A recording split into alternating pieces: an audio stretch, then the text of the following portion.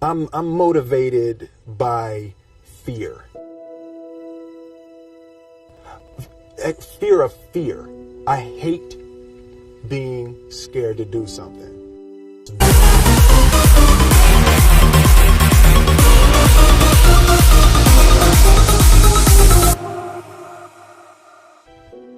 You can't be scared to die for the truth.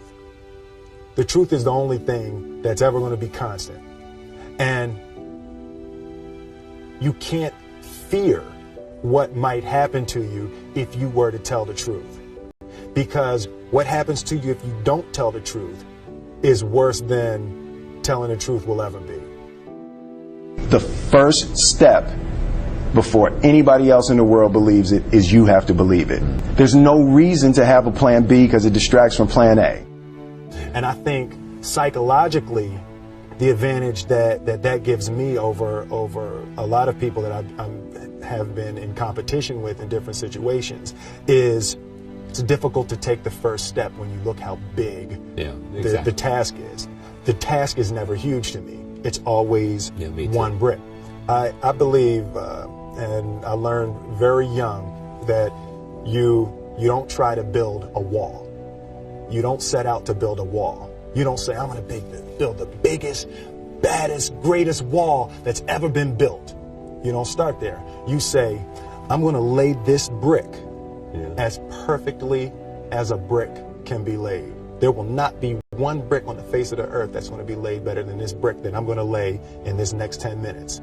And you do that every single day. And soon you have a wall. And soon you have a wall. I've never really viewed myself as particularly talented. Where I excel is ridiculous, sickening work ethic. You know, while the other guy's sleeping, I'm working. While the other guy's eating, I'm working. The separation of talent and skill is one of the greatest misunderstood concepts for people who are trying to excel, who have dreams that want to do things. Talent you have naturally. Skill is only developed by hours and hours and hours of beating on your craft. I always knew that I could work hard enough. There wasn't an issue with discipline, or there wasn't an issue with the ability to sacrifice or the willingness to sacrifice. There's no easy way around it. No matter how talented you are, your talent is going to fail you if you're not skilled. You know, if you don't study, if you don't work really hard and dedicate yourself to being better every single day. This one year, my father had his shop, and he decided for whatever reason that he wanted a new wall on the front of his shop. So he tore down probably about 16 feet high and probably about 30 feet long. He just completely tore the wall down, and my brother and I had to dig a 6-foot hole. We for the foundation. For the foundation. Right. We would mix in the concrete by hand. A year and a half. We were building this wall for a year and a half. Every day after school, we would come in, mixing concrete, putting it in the hole, doing it. And it was just myself and my little brother. And I remember standing back, looking at that wall, saying, there's going to be a hole here forever. A year and a half later, we laid the final brick. And my father stood back with my brother and I know he planned this. He says he didn't, but I know he had been planning this and writing this for his for the past 2 years. But we stood back, we looked at the wall, and he looked at me and my brother and said, "Don't y'all never tell me that you can't do something," and walked into the shop. As a child, my parents always told me you could be whatever you want to be. You could do whatever you want to do. And you know, that office, that position, the highest office on the face of the earth, it was something I heard my parents saying it, but I didn't totally believe it. Yet I went out in the world and I carried myself and I held my head high and I stood there and I looked people in their eyes and I talked to people as if I was deserving of everything that this planet has to offer. I really want to say to children out there and to people who are watching, Confucius said one time, he who says he can and he who says he can't are both usually right.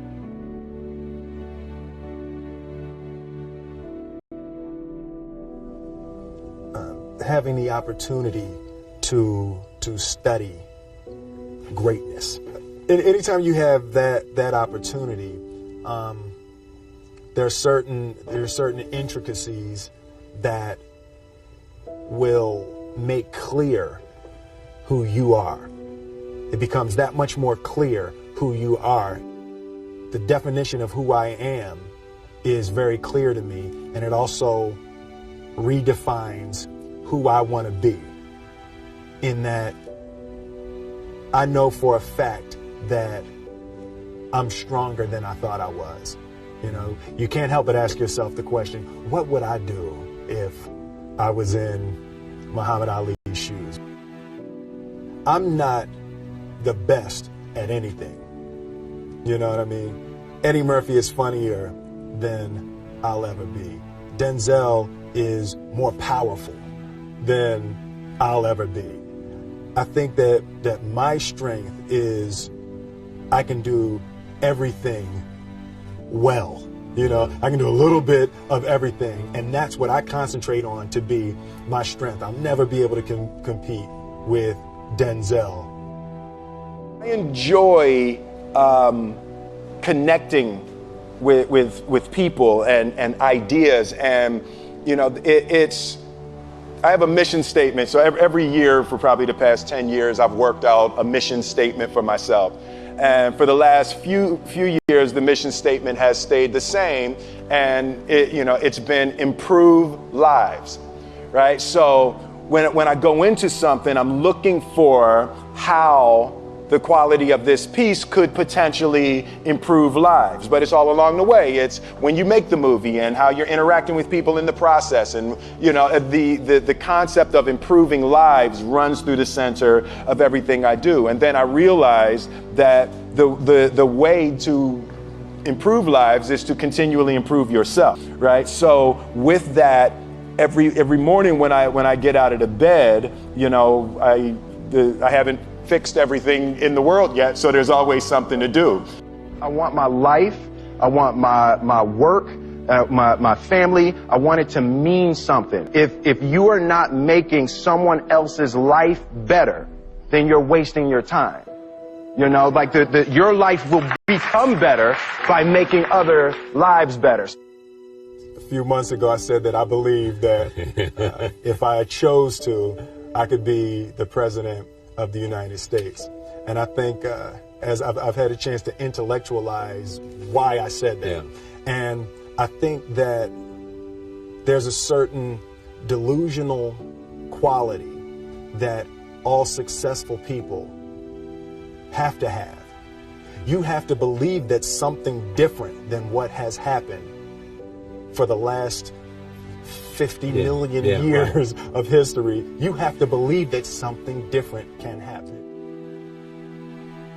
The one thing that I truly tried to communicate in the interpretation of Ali is the complex simplicity of greatness. And how greatness is not this wonderful, esoteric, elusive, God-like feature that only the special among us will ever taste. It's something that truly exists in all of us. Loss is bound to joy. Like pain and suffering are bound to joy. The being able to survive something is actually a big part of being able to find that next wave of joy. You appreciate smaller things. I hated being scared, that I didn't want to even take the meeting. I just hated that being scared to do something. And I think what developed in my early days was the attitude that I started attacking things that I was scared of.